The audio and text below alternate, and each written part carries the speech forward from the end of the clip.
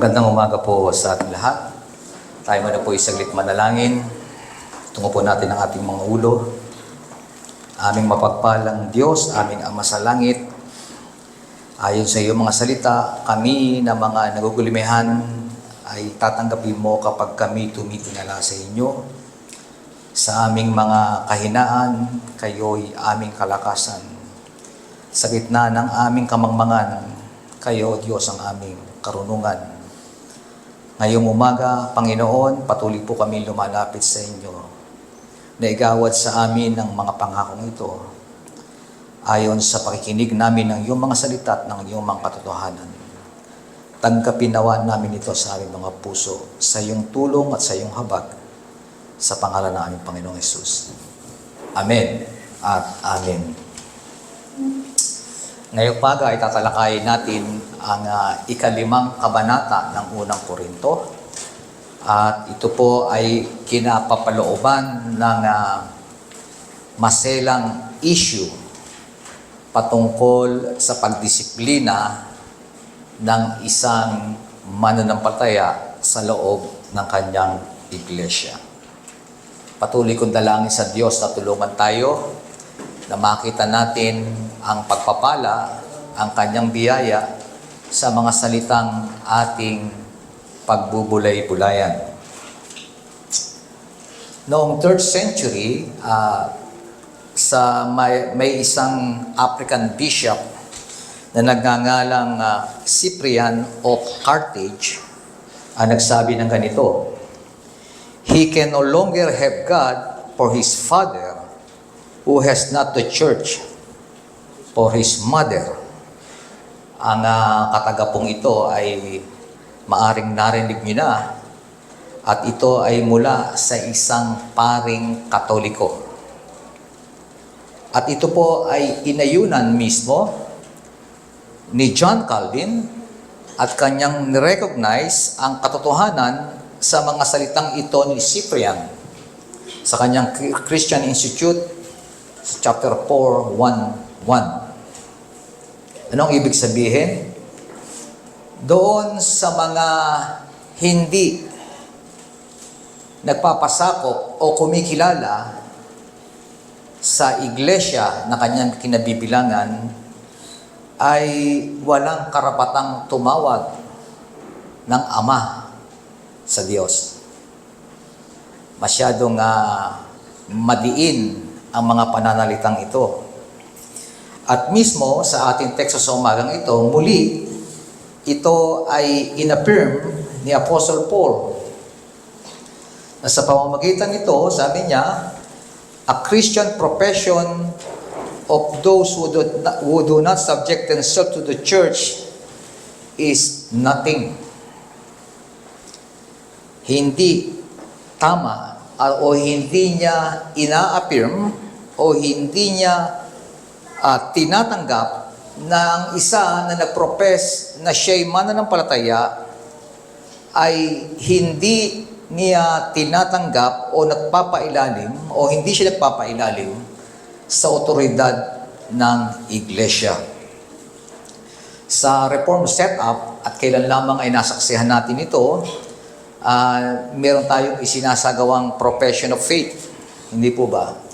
Na kung saan ng isang bagong mananampalataya, matapos niyang siya'y bautismuhan, ay kinakailangan publicly he profess their faith in Christ. At kasabay noon, they will join the church.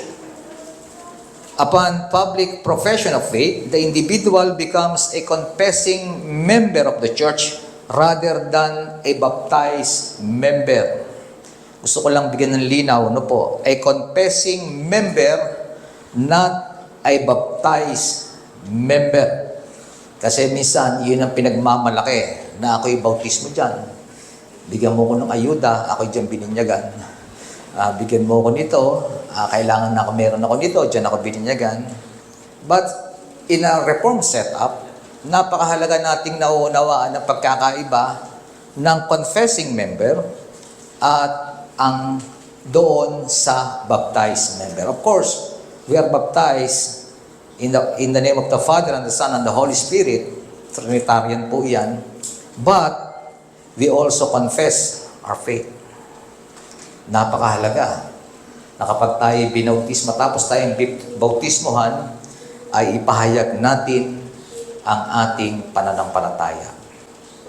At ating narinig, pagka sila'y tumayo sa kanilang pagpapropes ng kanilang pananampalataya, ay tinatanong natin sila na mga bagay patungkol sa dapat nilang panghawakan sa kanilang buhay pananampalataya.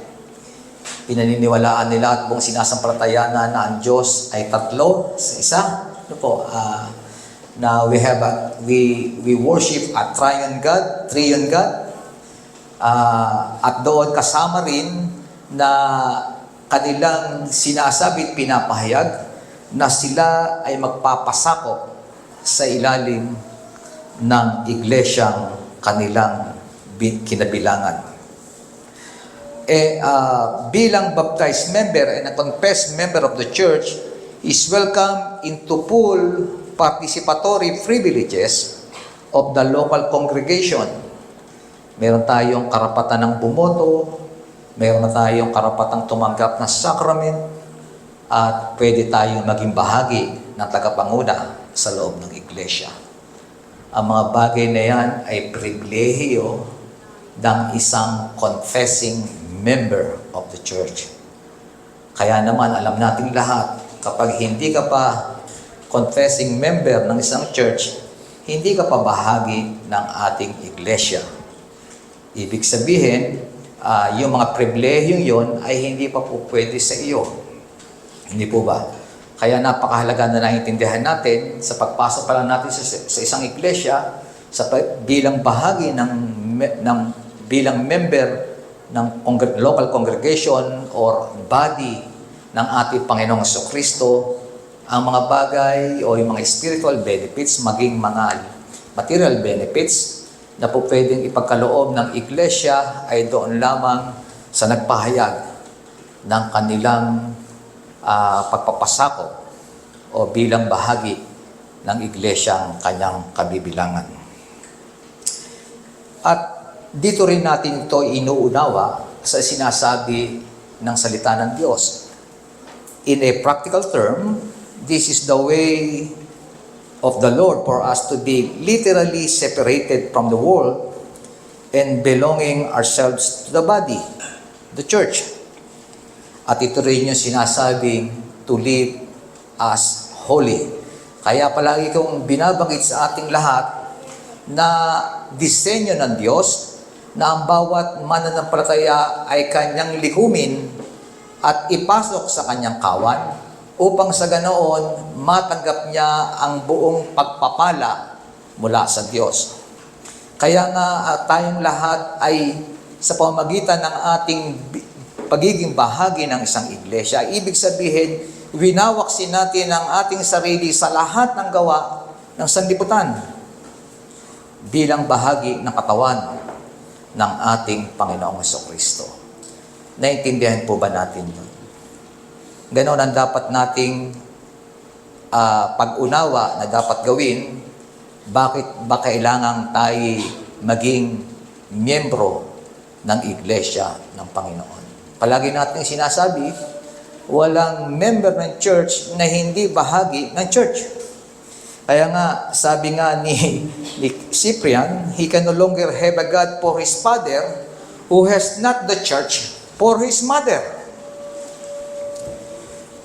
Mga kapatid, hindi po ito doctrine na inimbento ng mga Roman Catholic, pero ito po ay plain teaching ng Scripture.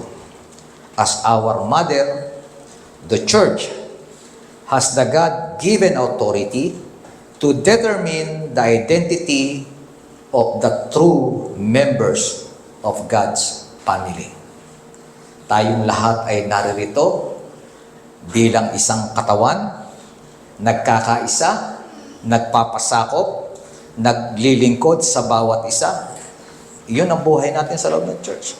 We are accountable to each other. Tama po ba? Kaya nga, palagi kong sinasabi, ang mga Facebook ninyo, kailangan nakikita namin lahat. Nakakakitaan tayo. Kung merong hihingin ka ng tulong, yung kasama mo sa church. Kung meron kang sasamahan, yung kasama mo sa church. Sapagkat iyon ang mandato natin bilang isang church. Ang lahat ay nagsisimula sa loob ng iglesia. Maling sabihin na ang lahat ay nagsisimula sa loob ng tahanan. Okay? Maaaring yung mabuting gawi, itinuturo sa loob ng tahanan, pero lahat ng iyan ay hindi magiging mabunga kung ang isang magulang o ang isang tagapanguno ng tahanan ay hindi mananampalataya.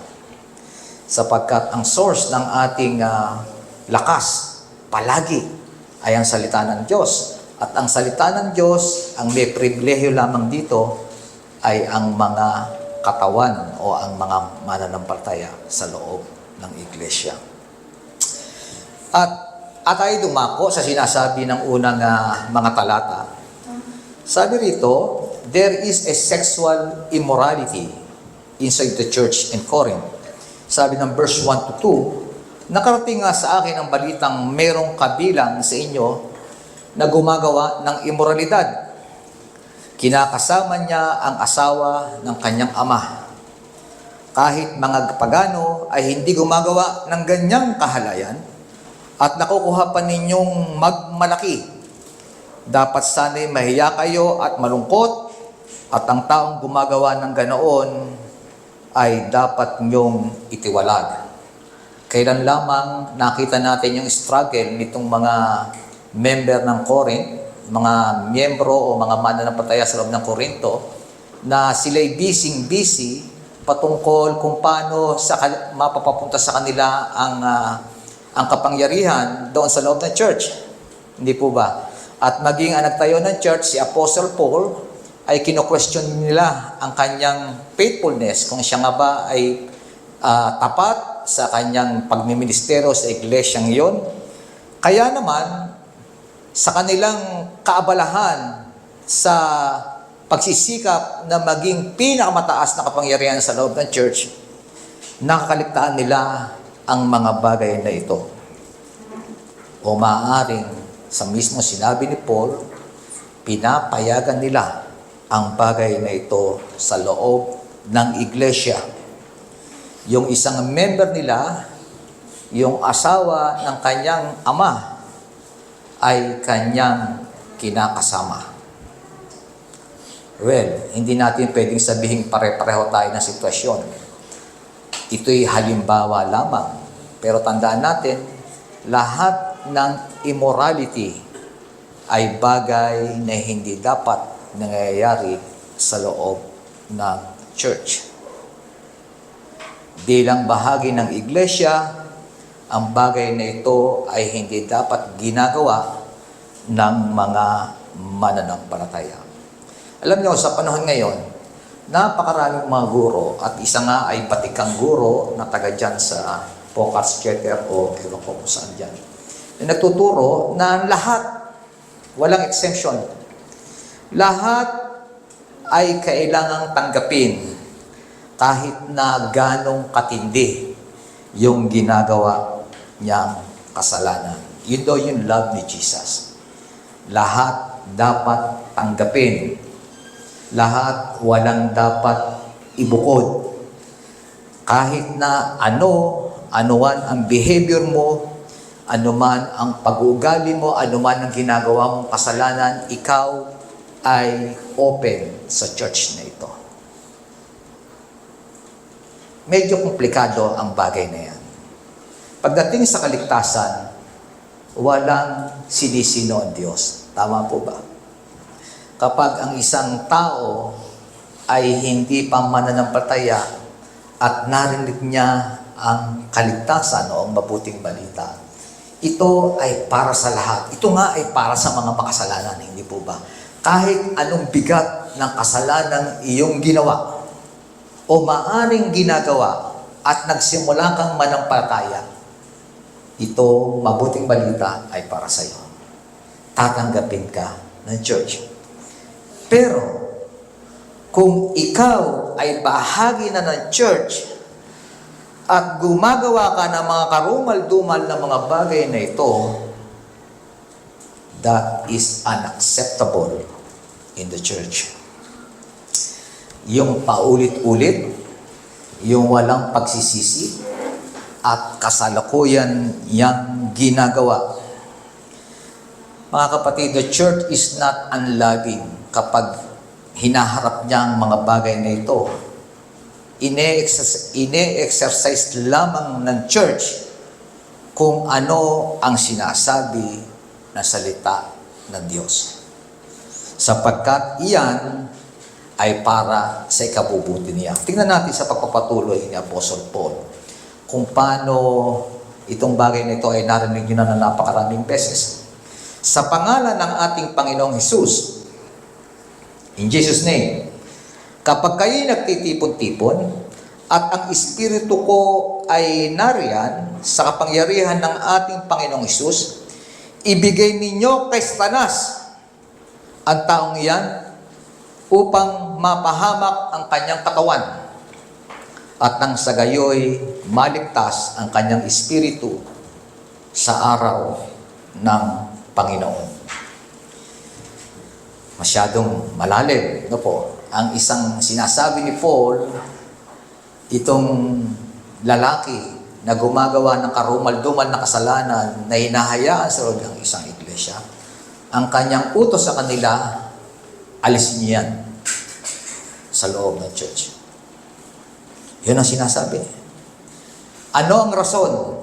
Ang sabi niya, ibigay ninyo siya kay Satanas upang mapahamak ang kanyang katawan. Pero ang sabi niya, at nang sa gayoy, maligtas ang kanyang kaluluwa. Ang tinutukoy ko ay ang isang pagdisiplina sa loob ng church na hindi na ipinatutupad ng karamihan ng iglesia sa kasalukuyan. Yung tinatawag nating excommunicado o yung excommunicate. Excommunication, kung saan itinitiwalag ang isang miyembro ng iglesia dahil sa kanyang kasalanang patuloy na ginagawa. In excommunication, the church will be delivering the man to Satan for the destruction of his flesh. The church will return the man to citizenship in the fallen world so that he will suffer outside God's blessing, see his error, and return to Christ in repentance for his sin. Kung gumagawa ka ng mga bagay na hindi naayon sa kalooban ng Diyos, kung gumagawa ka ng bagay na makasanlibutan na hindi dapat na ginagawa ng isang anak ng Diyos, ang sabi ni Paul, mas mabuti na ibalik ka sa sanlibutan. Yun ang ibig sabihin ng ibalik kay Satanas. Alam natin, ang pagpapalang espiritual, ang pagpapalang kailangan natin sa paglagong espiritual ay matatagpuan lamang sa loob ng church. Pero ayaw mo tanggapin yon. Ayaw mo nun.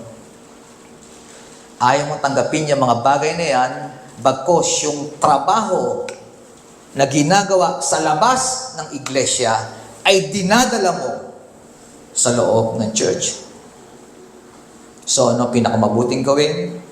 Ora mismo, ang taong iyan ay ibigay kay Satanas. Dalhin kay Satanas upang sa ganoon, ma-realize niya, dito ba talaga ako? Sapagkat kung hindi talaga siya roon, hahanapin niya ang pabalik sa loob ng church. Hindi na kasi naiintindihan. Baka ang kala niya lang mananampalataya siya, pero yung work of the flesh ay yun ang gusto niya. So kung yun ang gusto mo, tsak ka. Pero kapag naroon ka na muli, doon mo na-realize na hindi pala ito. Gusto kong magbalik loob sa Panginoon. Yun ang ibig sabihin ni Paul na maaring magkaroon ka ng kaligtasan. Anong ibig sabihin? Nung unang naging bahagi ka ng church, hindi ka pa talaga ligtas. You're not saved. Kasi hindi ginagawa ng mga tamang ligtas yung mga ginagawa mo. You are not saved. Ibalik kita dyan. Calibrate natin uli ang buhay mo. Tingnan mo muna uli ang sarili mo. And then, kapag na-realize mo na ikay makasalanan, at kailangan mong pagsisiyan ang iyong kasalanan at magbalik loob sa Diyos, that's the time that your soul will be saved. Dahil nakita mo ang iyong sarili bilang makasalanan at kailangan mo ang hapag ng Diyos. The purpose of excommunication is not finally to reject a sinner, but to restore him. Church discipline must always be carried out with the hope that the person will repent and return. When we see that the church disciplines someone, let us keep that in mind and let us be ready to welcome a sinner back when he or she repents. Mahalaga na daanan niya ang prosesong ito at alam naman natin na kapag siya nagbalik, open yung ating mga kamay para siya tanggapin. Kung nagsisisi siya sa kanyang kasalanan at nais niya uling maging bahagi ng church. Ito po ang pag-exercise ng iglesia ng kanyang divine authority. Excommunication shuts the door by declaring that the excommunicated person is not a Christian. Katulad ng sabi ko kanina. Hindi talaga siya mananampalataya. Mga kapatid, ulitin ko, hindi lahat ng naririto ay mananampalataya. Kung tayo natutuksong gumawa ng kasalanan at inihuhulog talaga natin ang sarili natin sa kagustuhang iyon, ngayon pa lang sinasabi ko sa inyo, ayon sa sinasabi ng salita ng Diyos, hindi kayo mananampalataya. Hindi ko sinasabi, porque kayo na-disiplina, hindi kayo mananampalataya. Ang sinasabi rito, kung kayo'y ititiwalag ng iglesia, kayo ay ibinibilang o idinedeclare ng iglesia na hindi kayo talaga mananampalataya. Tandaan natin ang sinabi sa aklat ng Mateo, hindi po ba? Lahat ng talian sa langit mo sa lupa ay tatalian sa langit. Lahat ng buksan mo sa lupa, bubuksan sa langit. Ibig sabihin ng church ay binigyan ng authority ng Panginoon para gawin ang mga bagay na ito. Church has a divine authority. Ito rin ang sinasabi ng ating Heidelberg Catechism, question and answer 85. How is the kingdom of heaven shut and opened by Christian discipline? Tinalakay na po natin ito. Ulitin ko lamang for the sake ng ating discussion sa umagang ito. Thus, when according to the command of Christ, those who under the name of Christians maintain doctrines or practices inconsistent therewith, and will not, after having been often brotherly admonished, renounce their errors and wicked course of life, are complained of to the church or to those who are thereunto appointed by the church, and if they despise their admonition, are by them forbidden the use of the sacraments, whereby they are excluded from the Christian church, and by God Himself from the kingdom of Christ. And when they promise and show real amendment, are again received as members of Christ and His church. Kasi ang kanan ng iba, sa Westminster lang, sa mga Presbyterian, merong excommunication. Dito mismo sa Heidelberg Catechism, malinaw na sinasabi na ang tunay na iglesia ng Diyos sa kanyang pagdidisiplina sa kanyang pagkilala ng katotohanan at kasalanan, ay po pwedeng magtiwalag ng kanyang miyembro at i-declare ang miyembro niya bilang hindi bahagi ng Iglesia ng Panginoon. Bakit? Bakit kaya? Tingnan natin sa mga susunod na talata. Sabi ng verse 6, hindi kayo dapat magmalaki. Hindi ba nyo alam na ang kasabihang nagpapaalsa ng konting pampaalsa ang buong masa? Alisin niyo ang lumang pampaalsa, ang kasalanan, upang kayo'y maging malinis. Sa gayon, matutulad kayo sa isang bagong masa na walang pampaalsa. At talaga namang ganyan kayo, sapagkat naihandog na ang ating korderong pampaskwa na walang iba kung hindi si Kristo. Ang sabi rito ni Paul, inihandog na ang ating korderong pampaskwa na walang iba kung hindi si Kristo. Paulit-ulit nating pinag-aralan yan kung ano ang Passover. Tama po ba? Tama po ba? Ang Passover ay ang pagliligtas ng Diyos sa bayang Israel noong sila ay nasa Ehipto. At ito ay sa pamamagitan ng pagdalagay ng dugo ng kordero doon sa hambad ng kanilang pinto. Matapos ang pagliligtas na ito, sinabi ng idiutos ng Diyos sa bayang Israel na ito ay patuloy niyong i-observe sa kabuuan ng inyong buhay sa mundong ito. Ibig sabihin, palagi niyo itong gugunitain. Walang patid. At palagi na sinasabi, ituturo nyo rin ito sa inyong mga anak. Sapagkat ang tradisyong ito, ang inuutos kong ito, ang Passover ay patuloy nyong gagawin hanggang sa sa kanilang buhay, pananampalataya. Sinabi po ito sa Israel, sa bayan ng Israel. Kaya naman hanggang ngayon, kahit nandito na ang Mesaya, pinagpapatuloy pa rin ng Israel gawin ang Passover. At yung Passover nga kung saan sila ay nagsasalo-salo, sa isang piging na kung saan yung korderong hayop na kanilang inihain ay kanilang pinagsasalusuluhan. At the same time, meron din silang sinasabing unleavened bread. Kalakip noon ang tinapay na walang lebadura. At sa pamamagitan ng ginawa ng ating Panginoon doon sa huling hapunan, kanyang idineclare na siya ang kapunuan ng Passover na yon, di ba? Kaya nga, Christ is our Passover. Paano nangyayari yan ngayon? Saan natin nakikita ang mga bagay na yan? Makikita niyo ba sa loob ng tahanan niyo yan? Hindi. Ang katotohanan yan, ang karanasang yan, ang benepisyo niyan, ay matatagpuan lamang sa loob ng iglesia. Mararanasan mo mga bagay na yan if you are a member of the body of Christ.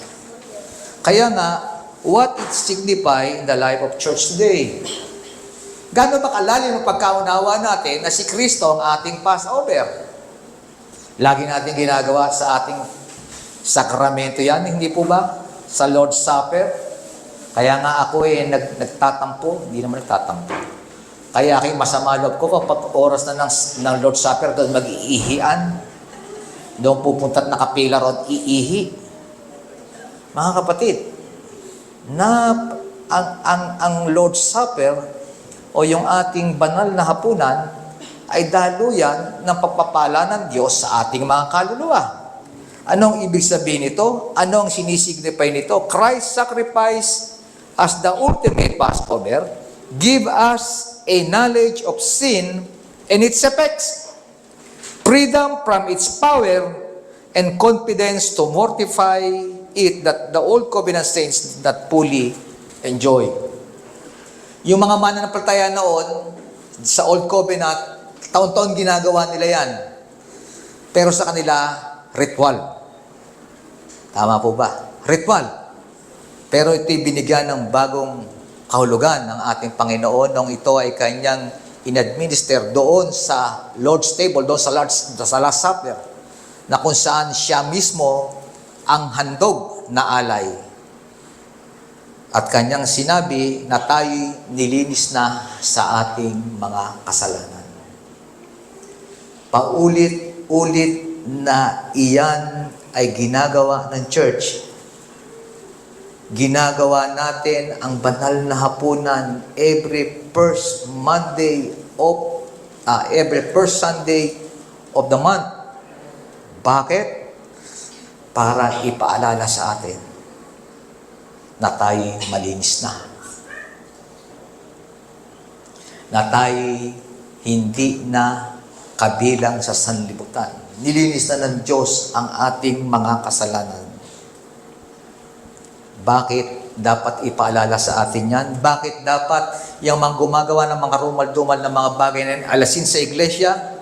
Sabi ni Paul, a little leaven leavens the whole lump. Kung baga sa English saying, one bad apple spoils the whole bunch. At sa ating mga mananampalataya, kung ating itotolerate ang isang makasalanan, ang isang taong nagkakasala at patuloy na gumagawa ng kasalanan, it will destroy the whole church. Naintindihan po natin? Malayo ang inyong mga tingin. Natatanggap niyo ba ang mga bagay na yan? Naintindihan ba natin ang mga bagay na yan?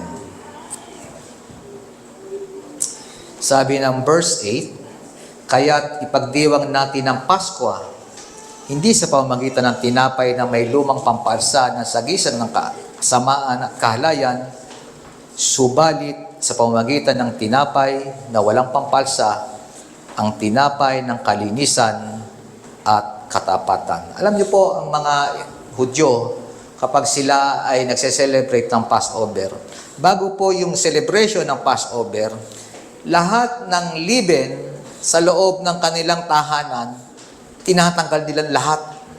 Lahat ng medalya, ibig sabihin, lahat ng pampalsa, lahat ng may pampalsa, lahat ng medalya, inaalis nila isa-isa. Yun ang ginagawa nila, sapagkat yun ang paraan nila kung paano nila kinoconsecrate ang kanilang sarili pagdating ng Passover. Katulad ng ginagawa nila doon sa Mount Sinai, lahat ng ginagawa nila kapag sila lalapit sa Diyos. Tama po ba? Mga kapatid, ginagawa nila yun kasi taon-taon sineselebrate nila yung pampalsa. Sineselebrate nila ang Passover. Ginugunita nila na kailangan nilang mag-alay sa Diyos para patawarin sila sa kanilang mga kasalanan. Pero tayo, mga kapatid, nilinis na. Naintindihan niyo po ba ang sinasabi ni Paul? Malinis na kayo. Ang mga bagay na ginagawa niyo ay pagpapaalala lamang na kayo'y malinis na. Na ibig sabihin, hindi na dapat kayo gumagawa ng mga rumal-dumal na mga bagay na yan. Mahirap bang intindihin?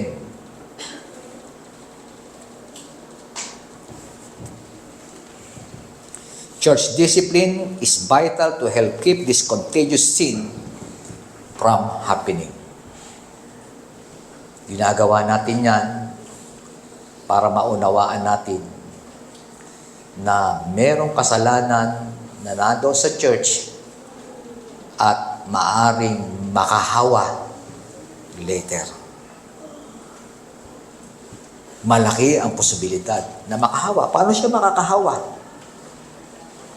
Pag nakita ng iba ng isang taong iti gumagawa ng kasalanan at hindi pinupuna, ang ibig sabihin, pwede pala yun. Pwede pala yan. Okay lang pala yan.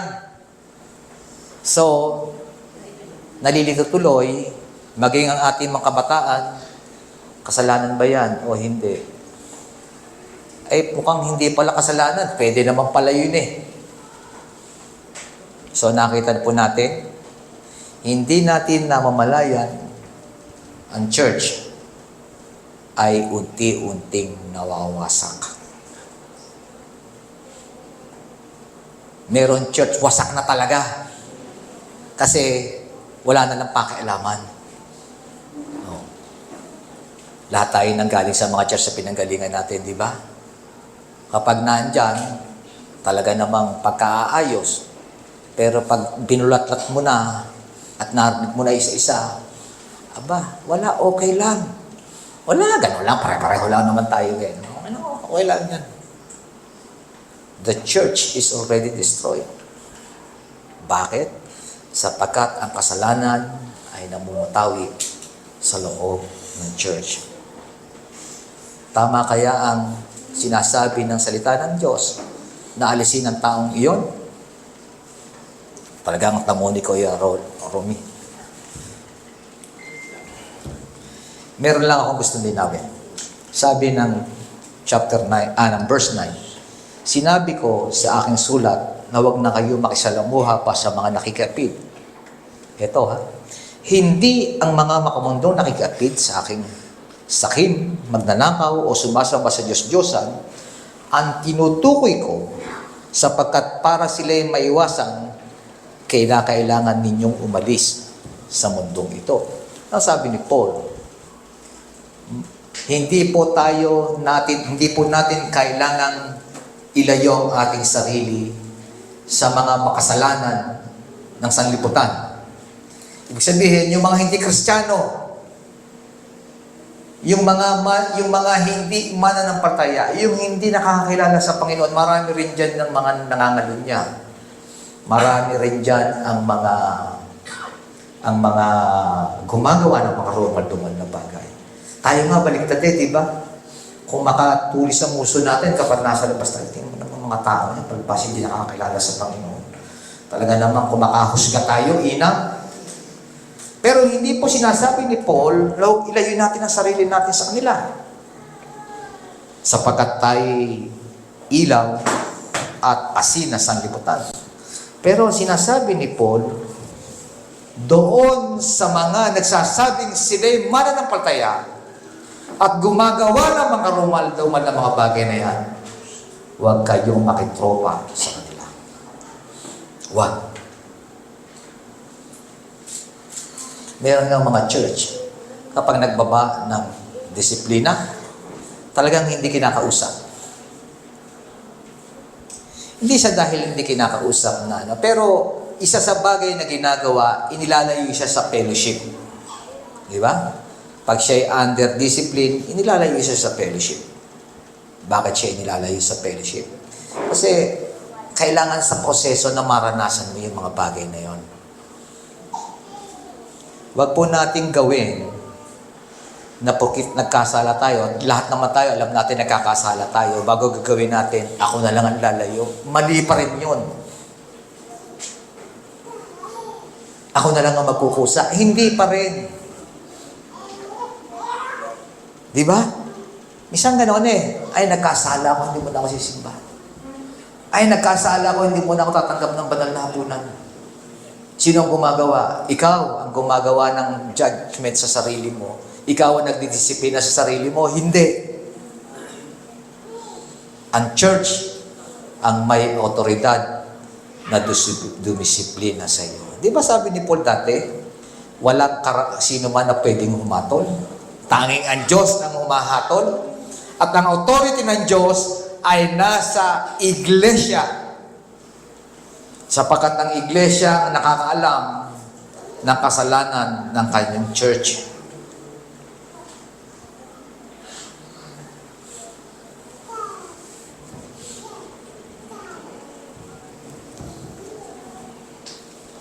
Mga kapatid, alam natin, mahirap gawin na makisalamuha. Baka naman, sabi ni Pastor, pwede ba lang makisalamuha doon sa tropa? Baka po kasi nakikipag-inuman na kayo dyan. No po. Mga kapatid, isa sa po pwedeng risk ng ating pakikisalamuha na inutos sa atin sa mga unbelieving world ay makisama sa kanila. Pero yun ang inililino. Makisama, pero hindi makisama. Kaya every time na lumalabas tayo, ay mahalaga na nananalangin tayo sa Diyos na i-preserve tayo sa ating pakikisalamuha sa kanila sapagkat mahalaga yung ginagawa natin mga bagay na yun. Kaya gusto kong linawin uli Baka sinabi ni pastor na bawal na kami makasalamuha sa lahat ng ganito gumagawa. Baka yung mga kapitbahay, mga tiyuhin natin, mga kapatid natin na hindi na natin kinakausap gawa noon. Hindi po. Sinasabi lamang sa atin, mas timbangin nating mabuti na mas mahalaga sa isang kasama sa church na ipakita sa kanya ang kanyang kasalanang ginagawa kesa doon sa mga hindi naman talaga nakakaunawa ng katotohanan ng salita ng Diyos. Sa panghuli, ito yung sinasabing purging evil from the church, verses 11 to 13. Ang tinutukoy ko na huwag niyong pakikisamahan ay ang nagsasabing sila'y Kristiyano, ngunit nakikapit sa kim, sumasamba sa Diyos-Diyosan, nanlalait, naglalasing at nagnanakaw, ni huwag kayo makikisalo sa ganyang uri ng tao. Kung sa bagay, wala akong karapatang humatol sa mga hindi Kristiyano. Ang Diyos ang hahatol sa kanila. Hindi ba't ang mga nasa loob ng iglesia ang dapat niyong hatulan? Sabi nga sa kasulatan, itiwalag ninyo sa inyong samahan ang masamang tao. Mga kapatid, ang iglesia ay may karapatang humatol. Sapagkat ang konsensya ng Diyos ay nasa atin. We have the mind of Christ. We judge the sin of this world. Pero hindi ang nangyayaring kasalanan sa labas.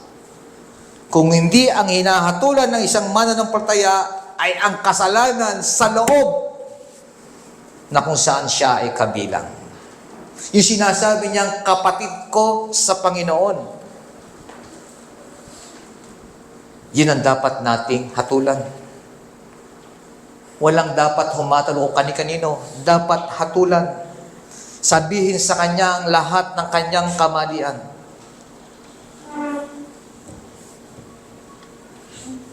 Alam niyo, sa totoo lang, sa pagpapatupad ng mga bagay na ito, dalawang bagay yung pwede nating kasadlakan na extreme, di ba? Some churches tend to a kind of separatism that in the name of holiness, refuses to have anything to do with the world. Meron ganoon di ba? Ayoko makasalamuha. Kaya ang tawag dyan, legalism. Lahat bawal. Oy, baka nakita kita dyan, nakaupo ka dyan, nakita ka pa sa video. Naandyan, nagiinuman, katabi ka. Di ba? Takot tayo sa ganyan di ba? So, may birthday, may inuman, hindi ka nadadalo. May inuman hindi ka nadadalo. Di ba? That's legalism. Tayo pinagbabawalan. Basta alam natin ang katatayuan natin sa harap ng Diyos. Kung may nagbibingko at may dala ka pang botilya at ikaw ang bumobola, medyo hindi maganda, di ba? Pero, kung naroon ka lang, hindi ka naman, nandiyan sila. Dahil reunion halimbawa ng pamilya, nandiyan kayo. May nagiinuman, siyempre, hindi mo naman naaasahan na banal ang gawain na yun kung hindi naman mananampalataya. Meron tumatagay dyan. Lalo na pag umattend ka sa patay, di ba? Di ba, minsan nahihiya tayo magsalita kapag nagsasalita ka sa patay, may nagtotong age. May naggagawa ng kung ano. Ano ang asahan natin? Hindi naman kaya nga sa atin, hindi naman tayo nagpipreach sa mga gano'n, di ba? Dapat pinapanalangin lang natin yung member natin.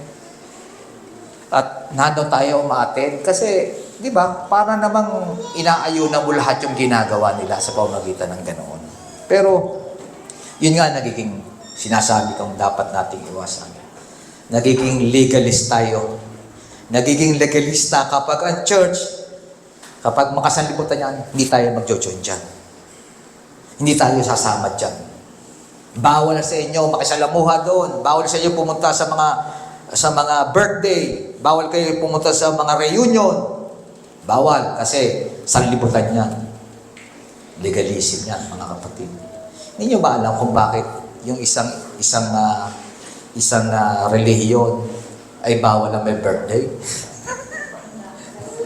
Di ba? Kasi it tends them to do mga bagay na hindi holy. Di ba?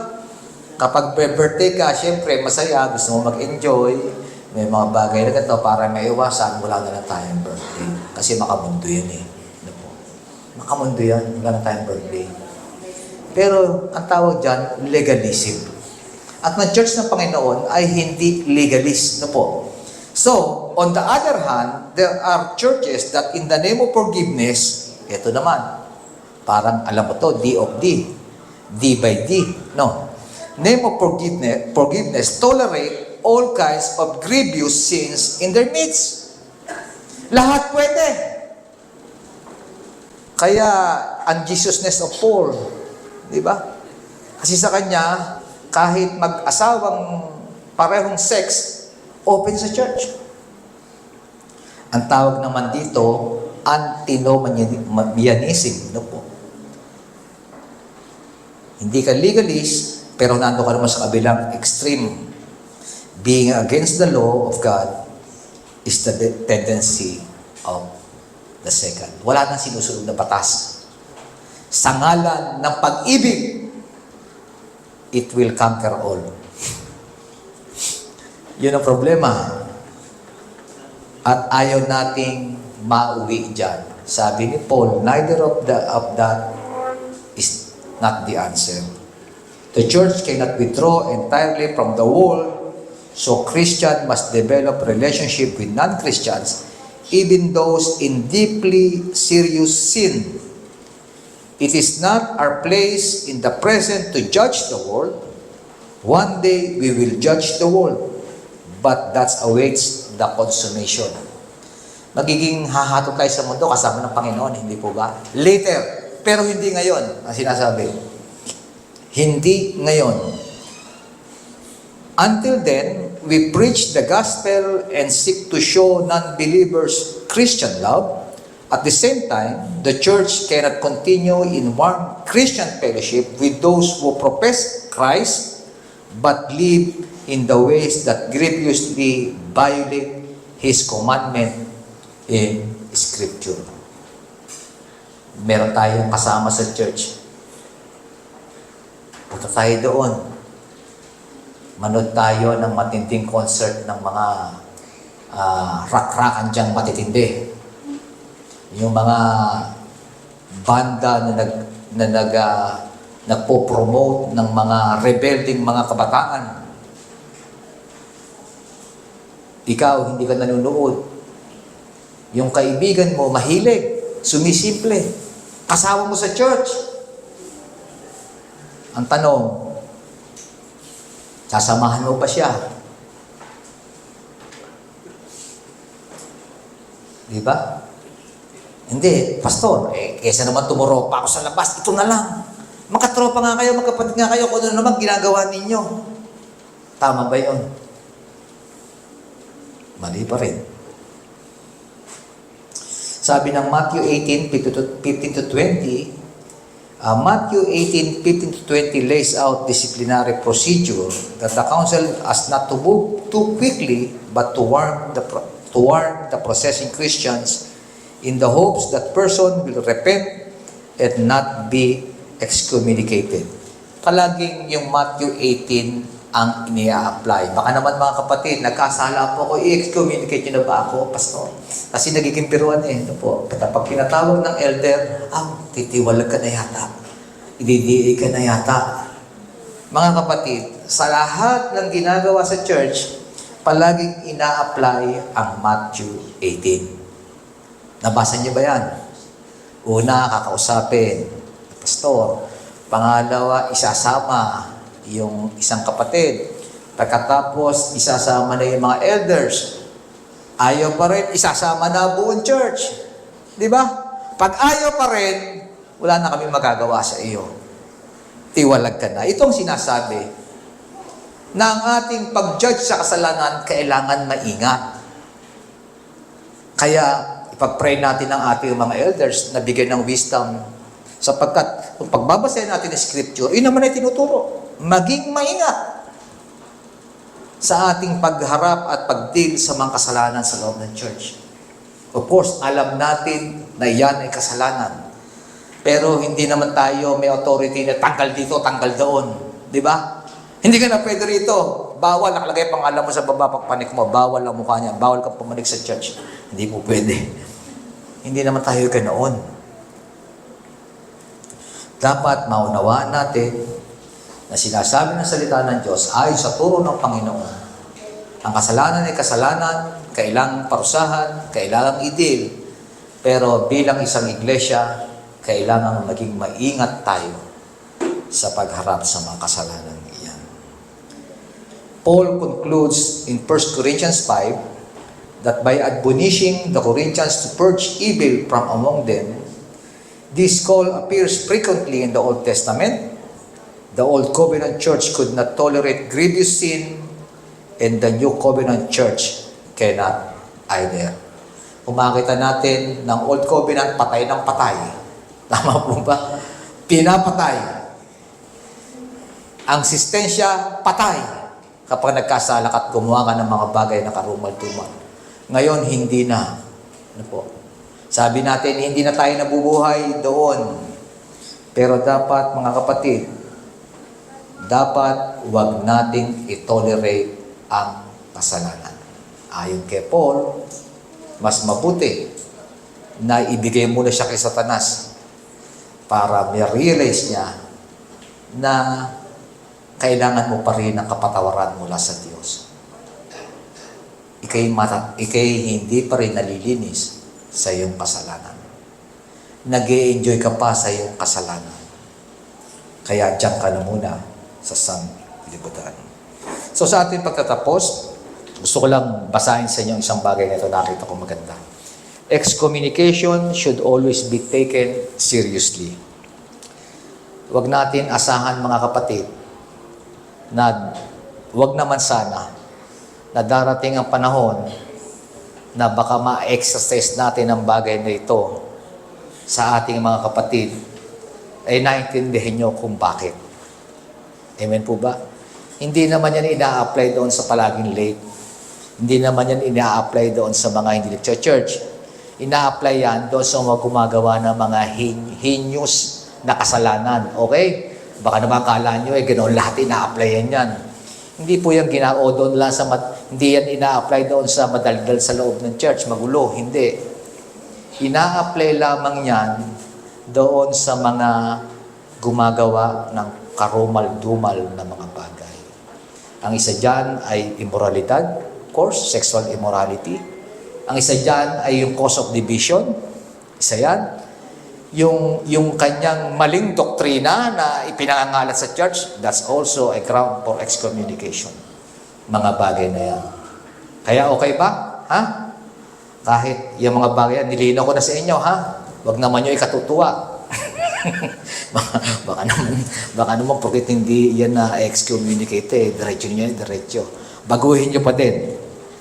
By taking this step, the church is saying that as far as it can tell, the excommunicated person is not a believer. Okay? Maganda. Na ma-realize mo, hindi ka talaga mananampalataya. Hindi nakakayang sabihin yon. Kasi nakikita yan sa kilos mo. If we ever find ourselves under the formal discipline of the church, let us heed the call to repent. Yun ang pinakamagandang gawin. Kung merong mga bagay na nakita mo, wala talaga matatanggal ako sa church. So be it. Pero napakaganda yan. It's a call for you to repent. This is one of God's means of keeping us in faith until the end. Alam nyo, kahit ka na-excommunicate, na-realize mo ang lahat ng bagay na ikaw ay gumagawa ng mga kasalanan, salamat pa sa Diyos dahil nais ng Diyos na ikaw ay maligtas. Amen po ba? Tayo pong lahat ay manalangin. Salamat po, Panginoon, sa inyong mga pagpapala sa pamamagitan ng mga katotohanan ng aming inihayag. Malamang na ang mga bagay na ito, Panginoon, ay minsan nalilito kami tanggapin sapagkat masyado po itong sensitibo. Ngunit sa liwanag ng iyong salita, patuloy po kaming nananahan at nagtitiwala na ang lahat ng bagay na ginagawa mo ay para sa kabubuti po naming lahat. Salamat po sa mga katotohanan ito. Patuloy po magpalain ang mga kapatiran namin na patuloy na manangan sa inyo, na patuloy na ipursu ang kabanalan, mabuhay sa katwiran mo aming Diyos, sapagkat ito po ang nararapat sa isang tunay na anak ng Diyos. Patuloy mo pong ilagay sa aming isipan na kami iyong anak at ang mga bagay na ginagawa po namin ay nararapat na ginagawa ng isang anak ng dakilang Diyos. Pagpalain mo po kaming lahat sa pangalan ng aming Panginoon Jesus. Amen.